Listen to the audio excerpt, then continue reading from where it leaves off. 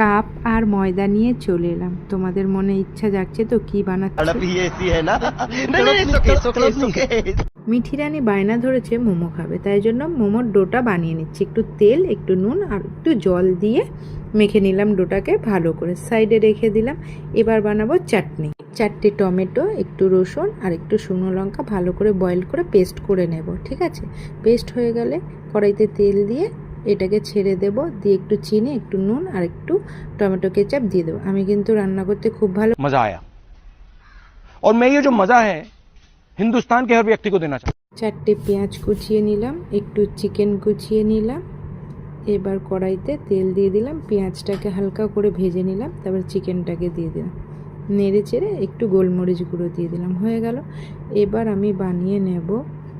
মোমোর লেচিগুলো বানানো হয়ে গেছে, দেখো এইভাবে আমি মোমোটাকে ভাপে বসিয়ে দিলাম, হয়ে গেল মোমো। দেখো কত সুন্দর মোমোটা তৈরি হয়েছে, দেখছো চাটনিটাও কালারটা কত সুন্দর হয়েছে। মিঠি রানীর খুব ভালো লেগেছে কিন্তু। তোমাদের কেমন